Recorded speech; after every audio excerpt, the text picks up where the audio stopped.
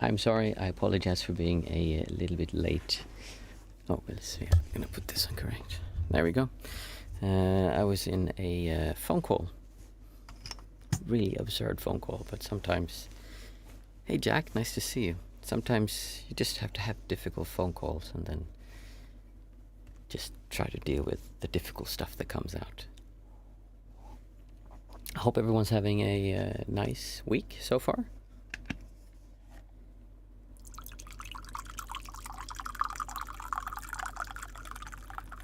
Hey Catherine. Andreas, good to see you. I was thinking, I talk a lot about how enjoying or feeling good is a choice. And it's easy to say that when I had a good week. It's been tough in some ways. And I want to talk a little bit about it. It's like, I talk a lot about how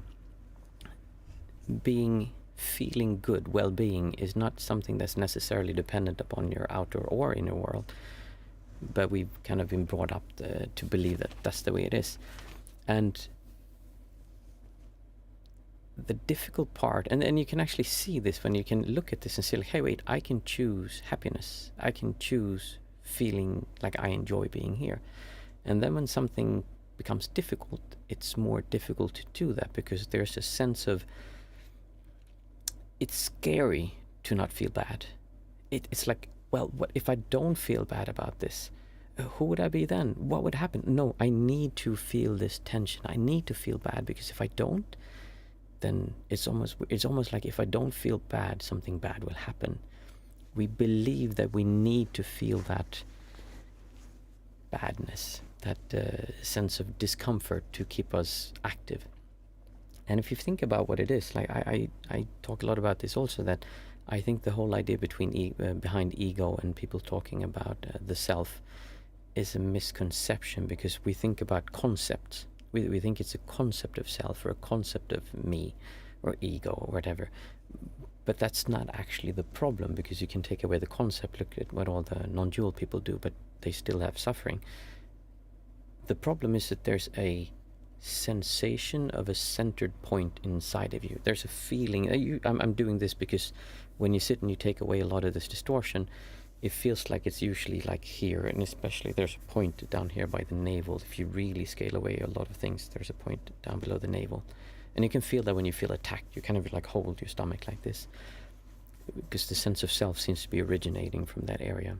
So the self is actually a sensation. You feel like it, and all it is tension. It's just tension towards the rest of the world. So you pushing against, I have a tension towards this sofa because I know what it's like. I know where I got it from. I know how it feels around my arm of it. I have all these distortions. People would then say concept. Well, the concept is not the problem. The problem is you have a feeling towards it. And that creates pressure. And then that pressure creates a central pressure. And then you have a feeling of there's a AC blowing here, and that key creates pressure there too. So all of that pressure creates a sense of self. And then when you grow up, you have all the things that you learn to push against or enjoy or pull towards, difficult sensations or good sensations. And for some people, conflict is the ultimate, like, oh, I can't do this, distortion is too much, that pressure is too much. Some people say, I have absolutely no problem at all with conflict. I like conflict, except for when it's conflict about emotions. Maybe then they can't handle that. Or about money.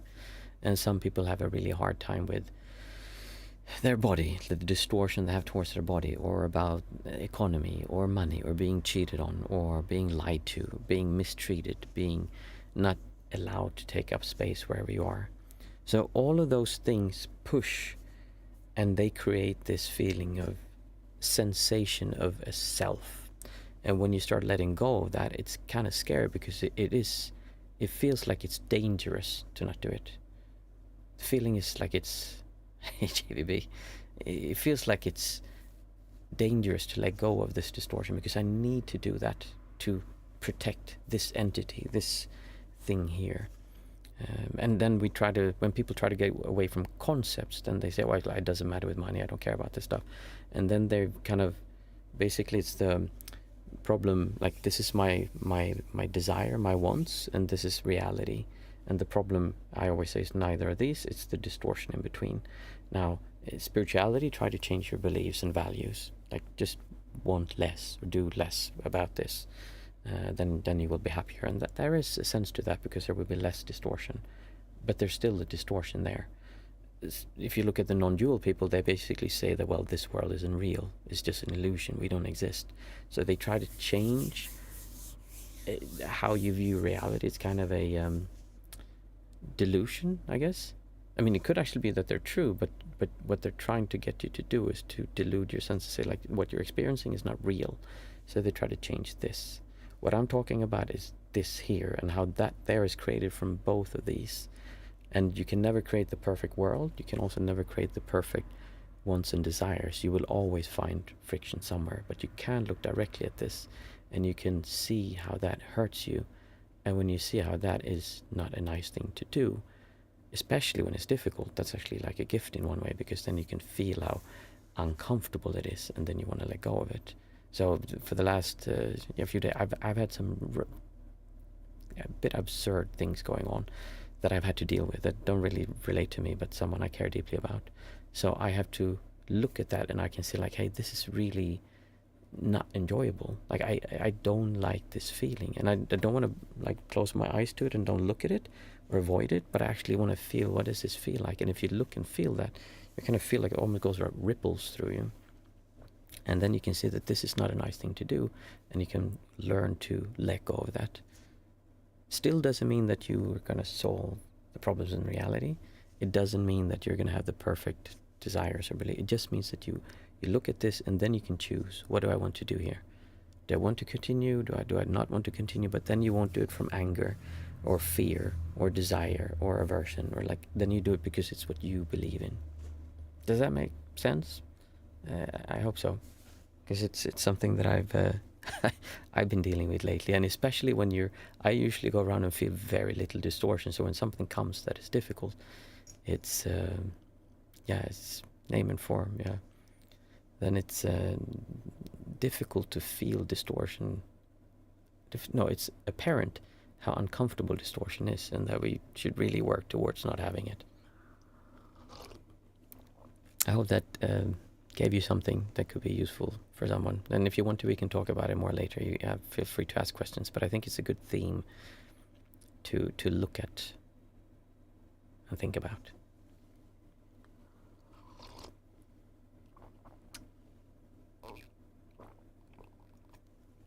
Well, I've really been looking forward to this meditation. Yes, it's about not running away from your feelings, but numbing yourself. No, not numbing. No, you want to feel, you want to let the distortions come up, and just, we'll get back to this. Numbing yourself is something else. Numb is like when this whole process gets stuck, then you feel numb, and that's a really scary place to be. You can also be neutral, which is less scary. Numb is worse. It's more about accepting. Accepting, that would be a good word.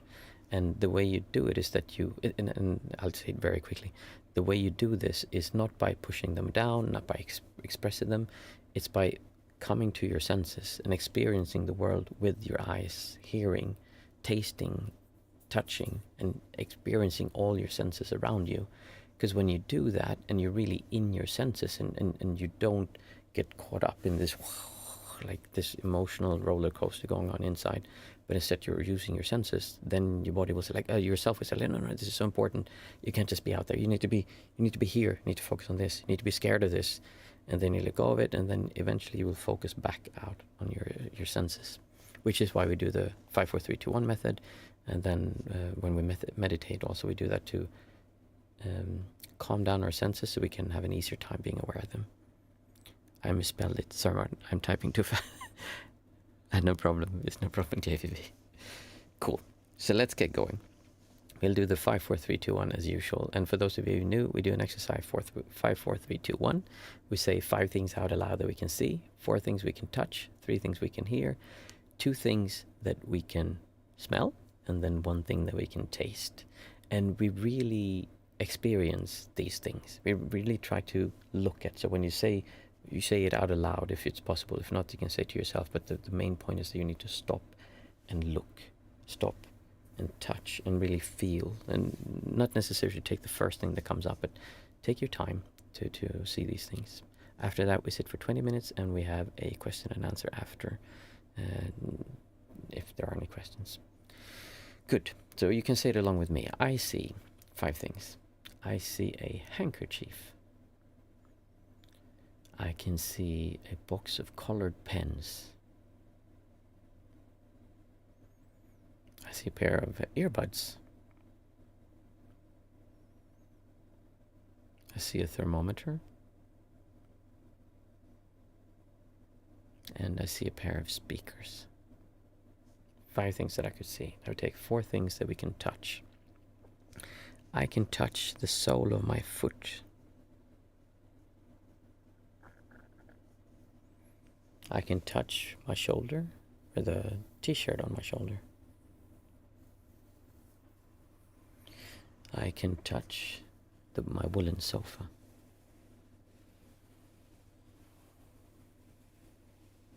And I can touch my glasses. So there's 4 things that I could touch. I would take 3 things that we can hear.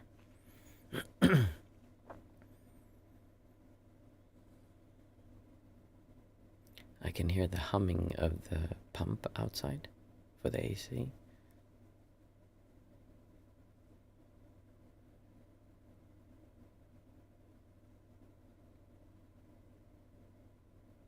I think I can hear my pulse in my ear.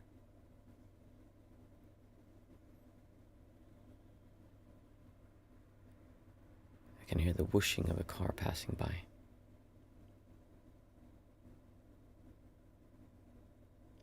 And we take 2 things that we can smell. They get more and more difficult to do. I'm going to cheat. I can smell warm rooibos tea.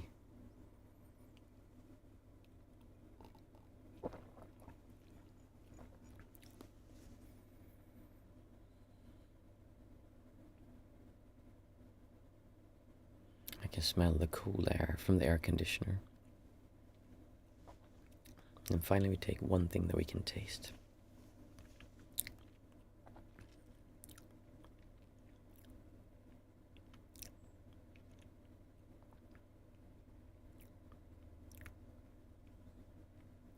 I can taste saltiness.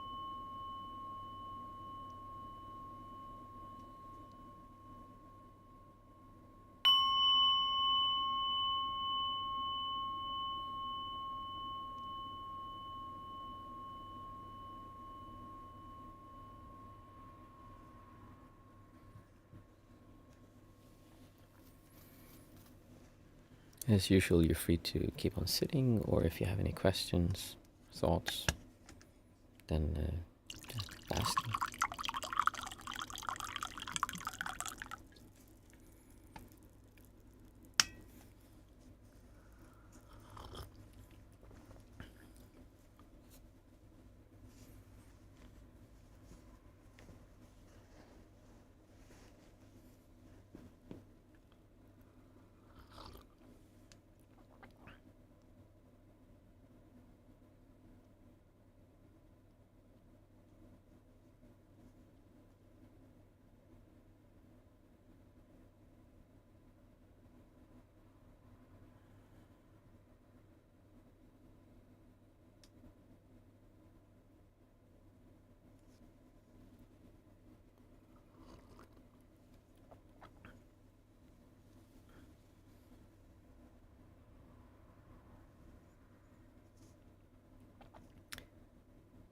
Have you ever thought about after we die, when we pass away? There's two ways you can view that, or actually maybe there's more ways, but two that I come up with now. And I'll explain the difference. I've always thought, when I think of death, I feel relief. We're gonna die anyway. We don't need to stress. It's fine, because we're gonna die. So like all of this stuff we're worrying about, thinking is so important. We're gonna be dead anyway, so it's okay. We don't need to stress. Don't need to go around being angry and hatred against people. It's okay. Our differences are okay, because we're gonna be dead anyway. So then it doesn't matter. And then some people, someone very close to me, has the view that there's no point in doing anything, because we're going to die anyway. So what's the point of making your house nice, or caring about what you do for work, or planning for the future, because we're going to die anyway. So there's no point in working for anything or planning for anything, because we're just going to die anyway. It's the same thing we're talking about, but you can have two very different approaches to how you view that. I've always had it, the first one, I always thought, oh, that's such a relief. I've always had the same thing when, and I remember when we did schoolwork and we were in groups, we'd always push it to the end. And then when everyone gave up and like, oh, we can make this. Like I have a few times, I remember when I went to the university, we've been working hard and we have like a thesis. We had 3 different theses, I think. And I think all 3 of them, towards the end, we're like, oh, we're not going to make it. This is terrible. It's so bad. And then we kept on working, but we didn't make it. And then everyone just collapsed. Oh, we're failed. It's not going to work. Then I always lit up and like, okay, let's work. Because there's something about surrendering, about giving up, about not fighting, about not struggling with this thing inside and just doing. Because we gave up, but that's when I did the best work with the essays, because I didn't have any need to make it perfect or need to finish it, because we had failed anyway. So well, now we can just do it because it's fun. And I think life in general, there's a lot to that we can actually, if we don't fight it so much, it's easier. But that's difficult to do, because the self thinks it's very important, and we like to fight. It can even be invigorating to fight. It can make you feel alive. I remember my father, he could get so angry at people. Not violent angry, but like really irritated at people. And he enjoyed that kind of like, oh, those bastards, I can't believe what idiots they are. And he really enjoyed that feeling, and I always found that weird. See, Catherine, we all must die, but we owe it to ourselves and loved ones to build a good life while we are here. That's how I forge it. Yeah, I think that's a really good. Well, you can say, oh, I don't think we owe it, but I think it's the best way to spend your time. I mean, why not? Why not spend your time creating something beautiful or build a good life? Because we're here now. We don't know what's going to happen after. We don't know what happened before, but we do know what's happening now. And right now we're sitting here having this conversation. So why would we not enjoy ourselves when we're sitting here? And when you finish this sitting and then you go do something else, why choose to not enjoy yourself? And sometimes there are circumstances that are really tough, They make it very difficult to enjoy yourself. But for the majority of people, for the majority of time, life is enjoyable. We just make it really, really hard to enjoy life. It's like we self-sabotage our enjoyment. My dad enjoyed venting. Exactly. He enjoyed the building up and then getting it out. And I don't think that was a really healthy way to do it. He did die of a heart attack. No joke. True. No, actually he did not. He died from...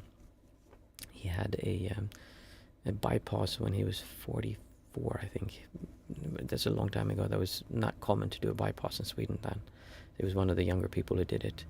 And he went on to live another 26 years until he had a stroke. And then a few months after that, while he was training to get back in shape after the stroke, one of the blood veins to his heart after the bypass operation burst. So he bled to death internally. So it was not actually his heart. Well, it was his heart, but my point is, it's not a healthy way of living. It might feel like it's fun and energizing, but oh my goodness, the stress you put on your body is insane. See, Andreas is saying, it may be easy to say that when you have many things such as food, a roof over your head, but when you're poor and hunting for this, maybe you don't think like that. Absolutely. That's what I said. Like when things are tough and there are lots of situations where life is tough, then it's not so easy to do that. I'm not saying, what I'm saying is you can still do that. It's just that it's probably more difficult. Maybe not always, because then when you have that, then you don't have so much to defend. I mean, there's a part of me that would like, oh my goodness, I would love to live out in nature and hunt for my own food. But I also know that I would hate sleeping in like a shed of branches and be wet and the like rain, cold to heat. Like, yeah, I agree with Andres. I would still think the same way, but I would absolutely have a harder time doing it. And I'm not saying that people should just get out of their like down feeling and just feel good. It's something you have to look at yourself and you have to see that, wait a minute, this is not comfortable. And there is no absolute connection between what happens outside or inside to how much I'm pushing against that. It seems like it, but there is no direct absolute connection to that. Catherine, mine died of the widow. Sorry, I'm going to see. Mine died of the widowmaker many years ago, sudden and fast. Is that, I don't know, the widowmaker, is that the heart? Or, I mean, what does that mean? I think there was an airplane in the Second World War called the Widowmaker, wasn't there? I'm sorry to hear that, by the way. One of the times when my first times I experienced non-centricness or non-duality, talking about being able to feel good when things are tough. I'll just read Andres. But happiness comes from the inside, not chasing after better things. And that may be the day societal problems. Yes, and I'm not talking about happiness. I'm talking about well-being and an enjoyment. Sudden heart attack, yeah, I thought so. I'll give you an example, Andreas, to show what I mean. I remember when my grandmother passed away. I was in Sri Lanka, and we were at a hotel. We were there with my family, and we were celebrating my father's 60th birthday. Must have been, yeah, 60th. Was it? Yeah, 60th birthday. And we were celebrating the birthday, and he had lots of friends over. We had a bus, and we drove around Sri Lanka to different hotels. And they were bird watchers. All of them watched birds. Bird watchers are crazy. They are. So they just traveled around everywhere, watched birds, but we also watched animals, and it was like a great trip. And then one day, we were standing at the reception of one hotel, and I remember the view very clearly. There was like these pillars and two people behind the register, and someone called my mother, and my mother started screaming and like pulling her hair. No, it can't be true. And like this, and I asked my mother, like, what's going on? And my grandmother was there as well, but she wasn't with us. She was with my relatives. So they said, what's going on? Like, what is it, Mama? Why are you crying? Like, well, Grandma's dead. She's dead. I'm like, no, calm down. Tell me what's going on. Is she in the hospital? It's like, no, you don't understand. She's dead. She's dead. Like, okay, I get it. Just explain what happened. Was she in an accident? Can we go see her? Is she going to be fine? And I couldn't get that she was dead. And it took a while before, like, oh, you mean she's actually dead? Like, she's dead. And my mind just kind of went like that. And I remember I didn't cry. I wasn't sad. I didn't do anything. Instead, I walked away and I sat at a corner by a little pond with lotus flowers on it. And I remember sitting there watching that pond, and I'm like, wow, this is such a beautiful pond. And I put my feet in, and I was kind of dipping. I think it was my foot. Was it my hand? Maybe both. And either my foot or my hand, I was dipping in the water, and I saw the waves and the reflections on the water and the surface, and just how beautiful it was. And I was really enjoying my surroundings, but my mind kept on saying, like, grandmother's dead. I should be sad. I should be crying. I tried to push that feeling, but I couldn't, because I was so stuck in experiencing my senses. And everything felt like, wow, it's really nice here, but I'm supposed to be sad. And I remember when we sat in the bus and went away after, I couldn't make myself cry. What happened was that it was such a shock. What happened that my life view of, like, this is my distortion, this is who I am, like, I rattled so much that it just kind of disappeared. And it happens to people when really tumultuous things happen. Some people call it shock. It can also be like a way of describing it, but there's more to it when you have shock. People can be in a car accident and they feel like time just slows down, and they just see, like, stuff flying around them, but there's no fear. They just see these things happening. And that's the hallmark of experience, no self or non-duality. But the mind comes in and wants to say, like, no, I should feel sad. I should feel all these things. So my point is, Andreas, that it's not that you can't do it. It's just that our minds are so trained that we should feel bad. You said, let's see. It may be easy to say that when you have many things, such as food and roof over your head. But when you're poor and hunting for this, maybe you don't think like that. And the assumption here is that because you are poor and because you're looking for... Oh, did the internet just stop? Sorry, did I disappear? I can see that I'm loading. I think I'm back. Did I disappear there for a while, or what happened?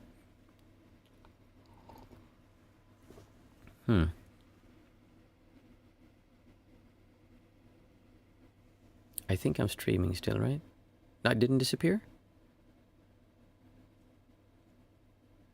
I still have the 15-20 second delay. Maybe it's just the delay that's being posted, so we're not dropping any frames. Tell me if I disappear. What was I saying? Oh yes. The assumption here is that you're poor and that you need to hunt for this. So we assume that when you are poor, you are sad, or like you're not enjoying life. You're there, okay. Happy to hear that. My screen started loading, so it looked like I was not live. We assume that if you don't have money, if you don't have a roof over your head, then we should be feeling sad. That's just our assumption. That's not true. There are many people who don't have roofs over their head and who are poor or happy. I think I can think of one very rich person who I think probably is much less happy than I am, even though I have not even a fraction of his money. So just because he has that, and I would be dirt poor, absolutely broke in comparison to what he is, I still feel happy. And if I look at how that person behaves, I would say that, yeah, probably it's not a direct relationship. Just because he has all that money, it doesn't make him happy. It also doesn't make him unhappy. It just depends on their personality. So it's the same with this. We just assume that because we have these things that are difficult, then we're not going to be happy. But it is very true also that when you have no money and you really need to find food, and you have no shelter, and you don't have security and safety for yourself and the people around you, then life is difficult. But it doesn't need to mean that you're sad or that you can't enjoy life. One thing that just popped up now. It's interesting how memories work. Was of a history teacher I had. Who was one of the best history teachers I've ever had. He never explained. He didn't put much emphasis on dates. He always explained the like why wars happened. Why did this war happen, and what was the reason behind it? It didn't matter so much the dates, but he wanted us to understand why war happened, or why peace came after a while. Like, he was interested in the big picture, and also the people that were actually there. He spoke a lot about that also. And one of the things he said was, I think it was a video we watched about the Second World War, where they were bombing in London, and people were huddled together. They had like little food, and they were afraid in their shelters, and they were like so poor, and things were really tough. And they were saying, like, yes, that was a tough time, but people, like, everyone was so close to their neighbors. Everyone really cared for each other, and the moments they had when they were just there was so much joy and happiness in just being alive and appreciating that moment. So if I compare their life to my life, I have it infinitely better than you would have living in a like basement during the Second World War in London when you were being bombed. Yet they were able to feel happiness then. So again, I'm not belittling people's suffering or saying they shouldn't. I'm saying that we have the option to do so, but it is very difficult. And when things are hard, it's just more difficult. Unless it's over the top, like I said with my grandmother, or if you're in a car accident and you see things happening, or there are some things that can kind of shock you out of it. Another famous example would be Eckhart Tolle. I'm sure you heard of The Power of Now, like everyone spiritual, I've heard of it. His story when he dropped his sense of self for a while was basically that he suffered so much that he couldn't take it anymore. He just like, I can't do this anymore. It just dropped, meaning you can get so much pain from this distortion that you say, like, well, this is like, why am I doing this? And you really turn your eye and look at it. You can let go of it, but it is very difficult sometimes. Unless it's not, because sometimes it's also very easy. Let's see. JVB, sorry, I completely missed. I went on a monologue there, sorry. JVB, I find myself self-sabotaging. I think my self-sabotage stems from my fear of both achieving my goals and failing at accomplishing them. How should I proceed my self-sabotage to advance my goals? I think you've asked something like this before. I'm not so interested in actually, so what I would look at first is that you believe you will be happier when you achieve your goals. That's the first fallacy. You believe that when that happens, there is an absolute connection to happiness. And very likely, if you live in a situation now where things are difficult, then yes, of course, getting your goals will make that better, but there's no absolute connection that you will feel happy then.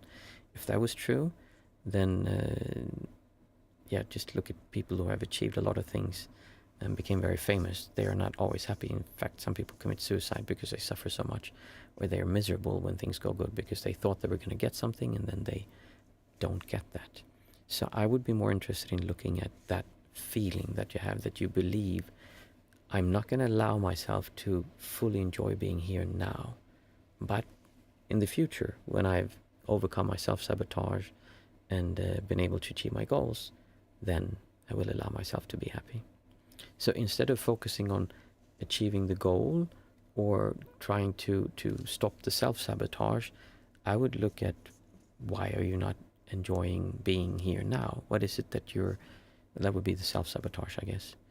What is that? Like, what's coming up from that? And then when you do that, you pull yourself to your senses, you observe your surroundings, because then you can be like, no, I need to think about this. This is important. It's dangerous to not feel fear about all of these things. It's a difficult topic to go into because you actually have to work a bit more around it. But my main thing to say there would be, shift your focus from believing that you need to advance your goals to be happy, and just be happy. And the funny thing is, when you're just happy and enjoying yourself, things just work out better. People enjoy being around you more. Things are just easier when you are feeling good than when you're feeling bad. So I know that's difficult to do, but if you would look at that a little bit, almost like a koan, and ask yourself, like, why am I not happy? And see, can you find what's there? Is there a reason? And then you maybe say, well, I'm not happy because I had a conversation before where I felt like a jerk. Because not a jerk, like a loser, because I said something that was dumb. And it sounds like I'm picking on you, JVB. I'm not.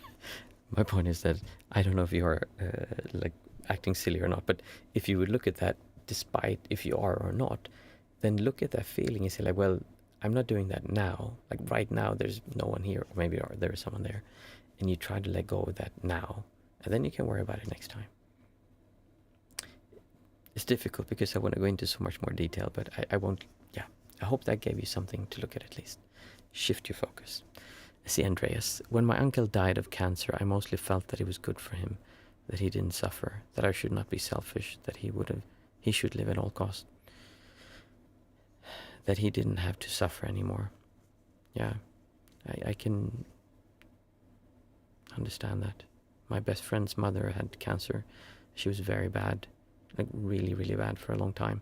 And it was the same for him. He was very sad to say that, but he was actually happy when she died, because she had so much suffering that it was not life, really. See, Catherine, if you are born with no roof, or if you have no security or resources, it could make the path to success longer. Making decisions and how we react through life is crucial. Someone once told me to stop thinking everything happens to you and make better decisions about how you react when something happens. That's a really good point. And that's kind of what happens when you stop focusing on getting somewhere and looking like now, how am I reacting now? And when you if you make a choice from anger, or you make a choice from a feeling of just feeling okay, I feel good, I enjoy being here, when do you think you're going to make the best decision? When you're really angry and upset, or when you feel peaceful or calm? So if you look at those two, then it kind of makes sense to move towards peaceful and calm and letting go of the distortion towards everything. Which again is not always easy to do, quite the opposite.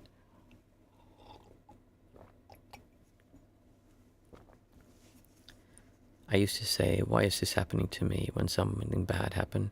When I finally stopped believing things happen to me and just better at dealing with whatever it is. Because in the end, that's how it is. You're absolutely right, Catherine. Like, we have to deal with it. Blaming someone else, or like saying it's not fair or whatever it is like, yeah, that might be true, but it doesn't change the fact that we are the ones who have to do something about it. Or choose not to do something about it, but still, if something happens to us. That's an interesting concept of changing the wording. Nice. 9 o'clock bedtime. Thank you everyone for coming today. It was nice sitting. I needed to sit today, so I appreciate that everyone came. Monday, guided meditation, and I hope everyone has a great weekend and a nice start of September. I think it will be September next week, right? I think so. Have a good weekend. Bye.